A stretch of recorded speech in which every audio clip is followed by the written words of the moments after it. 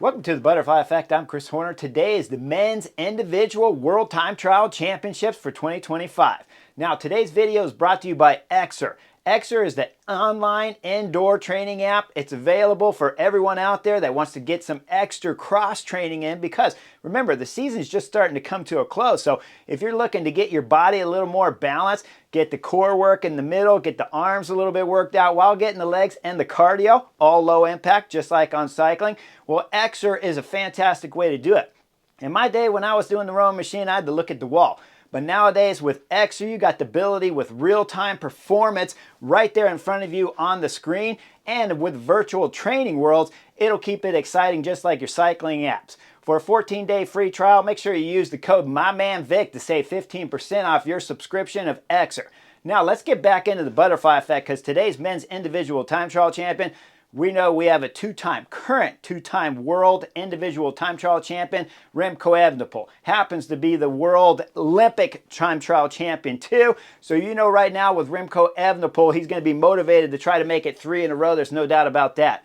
You look a little bit further back, you know it's Tobias Foss that was the last individual time trial champion at the World Championships, and he's not here. Filippo Ganna didn't show up, but Tadej Pogačar did. And I showed you guys a video just 2 days ago where Tadej Pogačar was winning in Montreal with his team, with Brandon McNulty first and Tadej Pogačar second. That's a team win right there, and certainly a win for Tadej Pogačar. But can he bring the form into the men's individual time trial championships? We've seen it in years past where Tadej Pogačar has been a little bit off when he's coming into individual time trials, but we saw last year that Tadej Pogačar won the men's road race, so you know he's going to be interested in trying to make this a double. We look a little bit further back at the list of the 55 riders. We know Jay Vine is here. We see Stefan Kuhn, he's a time trial champion. Luke Plapp, he is the Australian time trial champion. And when we look a little bit besides that, well, we got Team Belgium here that's got other teammates like Florian Vermeersch, and of course, Ilan van Wilder's in the mix. So when we start seeing the riders leaving the ramp, the first one to come off from Rwanda, and if I show you guys the description of the course, we're talking about just over 40 kilometers long. I'll call it 27 miles in length with 4 climbs. It's the last 2 climbs that look a little bit more complicated, and especially the last one with the cobblestones of 1.2 kilometers long with 11% sections. So this course here in Rwanda in Africa, we're talking about, is going to be difficult, and you're going to need some power. But the upside about these longer courses that go up the climbs where you get to go down, and once you get up to maximum speed, you can start getting a little bit of recovery in the legs. So we see the first rider from Rwanda leaving the ramp. That's Shimu. He takes off, and we see that he's missing a little bit of time trial equipment because there's no rear disc and there's no shoe covers on him. But he sets out and ends up setting a fine time up there of 56:41 to put himself in the hot seat. We see some of the other riders leaving, and it's always this way at the Worlds where they invite other countries in that are not usually seen at the professional world of cycling. So when you start seeing some of the other pictures, I'll show you, some of these guys don't even have real time trial equipment, and they're racing their road bikes. So Shimu does a fantastic job of holding off about the next 10 riders until we see Florian Vermeersch from Belgium come through. Florian Vermeersch was setting the fastest times out there at about 1 minute and 30 seconds when he went through the 3rd time check. And when he crosses the line, he's 1 minute and 51 seconds and putting himself in the hot seat for today's Men's Road World Individual Time Trial Championships. So we go into the next rider. It's Michael Leonard. He's Team Ineos normally, but he's riding for Team Canada now. He'll set the fastest time at 1 minute and 10 seconds with a time of 53:39 as he leapfrogs over the time from the Belgian rider, Florian Vermeersch. Next rider out there, though, wow, we're going to see some power here from Ilan van Wilder because he's out on the course setting the fastest time. And when Ilan van Wilder comes across the line, he throws his bike 1 minute and 17 seconds for first place, 52 minutes and 21 seconds ahead of the time of Michael Leonard.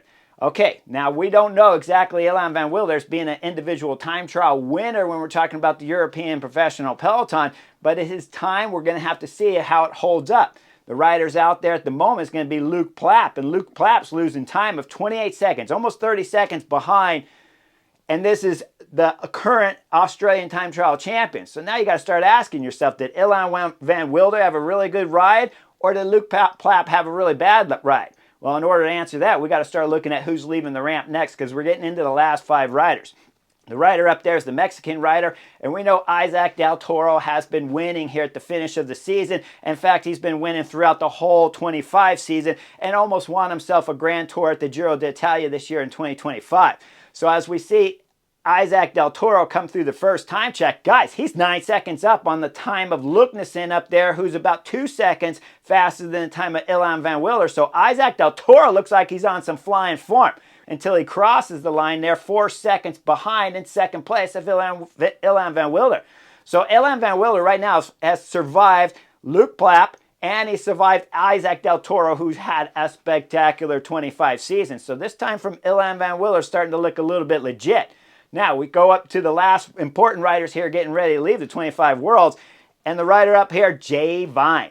Jay Vine is a fantastic time trial specialist. We know that for sure. We've seen his results throughout the European peloton. And as Jay Vine's out there flying on the course, he's 26 seconds up at the second time check from the time of Ilan Van Wilder. He'll start to get super focused. We see his head always looking down, checking out his number, and his expression seems to always be about the same way. 1 of 100% focus. Can't really tell how much he's hurting. And the course out here, with the climbs being at about 6% and 3.5% for that long one, well, we know Jay Vine's flying out there, and when he comes through the third time check, he's 27 seconds up. Jay Vine's still staying focused. He's driving into the final, the cobblestones, the last and final climb here for the men's individual time trial world championships. And as he powers up that, makes the left turn at the top, dropping down the descent through the chicane, comes over the last bump, he'll cross the line 1 minute, 21 seconds faster than Ilan Van Wilder with a time of 51 minutes. Now, while he was out there, of course, we had the 2 best riders in the world. We're talking Remco Evenepoel. I got him 4th on my list, first page. And Tadej Pogačar. Pogačar left 2nd from last. Remco Evenepoel, of course, left last here because he's the current world individual time trial champion.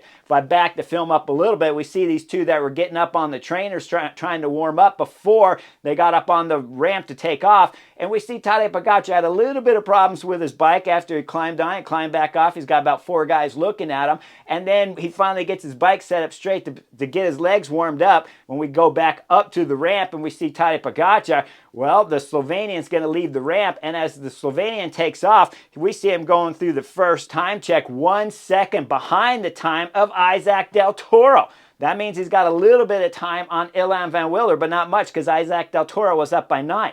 Now we go back and look at Remco Evenepoel. This is a completely different story. The Belgium kid is flying out there. He comes through the first time check 44 seconds up on everyone. So if you're looking behind Remco Evenepoel, because right now, unless he blows up spectacularly, which we have seen throughout the 25 season, not once, not twice, but 3 different times, but right now it's a shorter course at 40 kilometers long, and we know that time trial specialists, time trial when they're on good form or they're on bad form, climbers climb good when they're on good form or if they're on bad form, but they don't normally cross over. But this is a time trial race, so Remco Evenepoel's up there flying with that almost 45-second gap on everyone.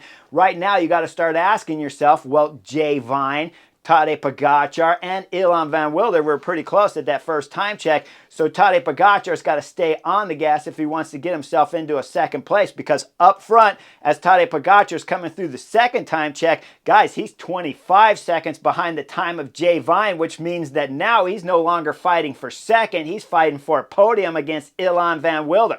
Those guys' times are going to be really close. We go back and look at Remco Evenepoel. Has he been making up ground still? Well, the second time check tells us he has, because he's 1 minute and 17 seconds up on the time of Jay Vine. So Remco Evenepoel's throwing everything into it. We go up a little bit further as Jay Vine has already crossed the line, like I told you earlier, but you start to see that Remco Evenepoel starts getting in sight Tadej Pogačar near the finish. With this in mind, Remco Evenepoel starts digging deep. We're coming into the last 2.2 kilometers. This is when the cobblestones start proper. Remco Evenepoel's lining up Tadej Pogačar just in front of him. He's going to wrap him up, pass by on the left side, not even looking over. The Belgian kid just keeps throwing down. Tadej Pogačar slots in behind Remco Evenepoel. Now he's going to stay in the draft for about, I call it 150 meters or so. Then Remco Evenepoel starts to extend the gap, and now Tadej Pogačar is losing time to the race leader that right now that's blazing this course.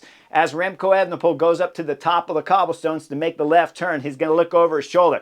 To my belief right now, at this moment, this is the first time he looked over his shoulder to see what kind of gap he had on Tadej Pogačar. He rounds that left turn, drops down the descent, goes through the chicane. As he comes over the bump, you know for sure he's going to get a trifecta here at the 25 individual time trial world championships. As he crosses the line, he finishes 1 minute and 14 seconds up on the time of Jay Vine. And then Tadej Pogačar comes across the line 2 minutes and 37 seconds back from the time there of Remco Evenepoel. But he loses out on a podium spot to Ilan van Wilder, the Belgian teammate of Remco Evenepoel.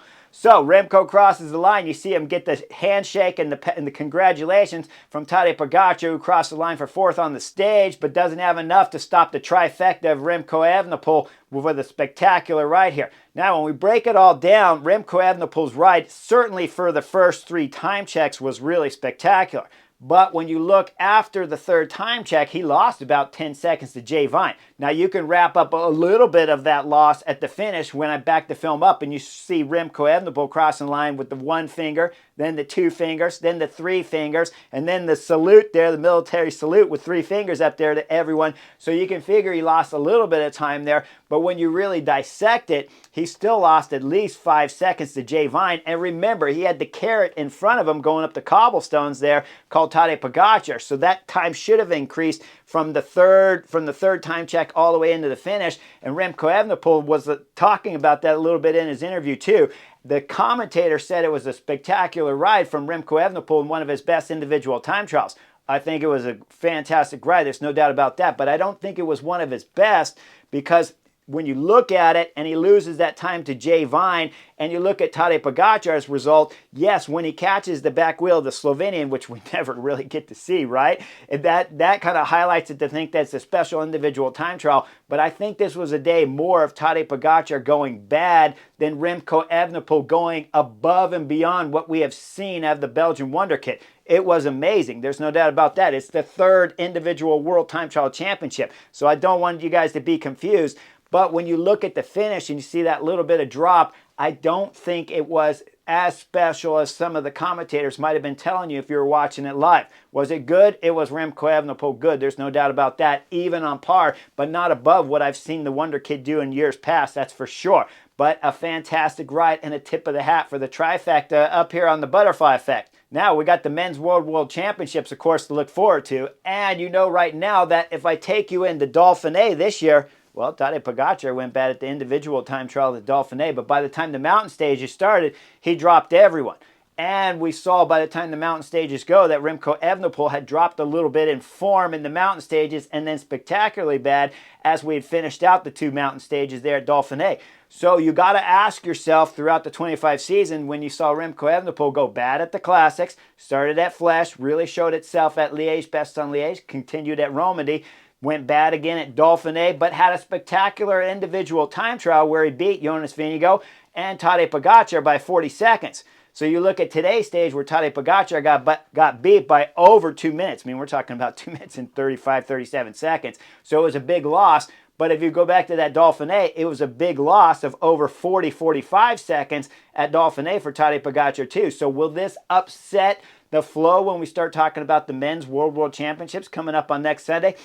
I don't think you can use this as a gauge to talk about Tadej Pogačar not being on form when we saw what he did at Montreal. I believe he's on form, but as I started this video out saying, climbers climb. When they're good on form, if a climber is good, he's going to climb, and he's going to climb good. There's no doubt about that. But if they're not on form, you start seeing chinks when you go into the individual time trials. That's not their #1 specialty. But a rider like Remco Evenepoel, he is a time trial specialist, so a day like today was ideal for him, and he even said in his interview that this was the perfect kind of time trial for him because it required a lot of power. The climbs at 6%, and the softer, longer climb that was 6.5 kilometers is all power where they're doing in the TT bars. There wasn't much technicality to today's race, so there wasn't any ability where Tadej Pogačar can make up time through the corners. It was all power, aerodynamics, and for individual time trials, you have to be on form right away. Clearly, Tadej Pogačar was losing form from kilometer 0 to Remco Evenepoel throughout the 40 kilometers. So I don't think you can use this as a gauge to go in the Men's World Championships. And if anything, it might be a gauge that Remco Evenepoel's Belgium team might be super motivated to start helping out Team Slovenia when we get into the road race. So losing today's time trial and finishing 4th on this day might actually help Tadej Pogačar when we go into the Men's Road World Championships on next Sunday. Either way, it's a fantastic ride for Remco Evenepoel. Jay Vine put on a show out there, there's no doubt about that. Ilan van Wilder getting a bronze medal here at the Men's Individual Time Trial Championships. Fantastic, and good thing you threw your bike at the line there because you beat Tadej Pogačar by 1 second in today's race. So fantastic job to Ilan van Wilder.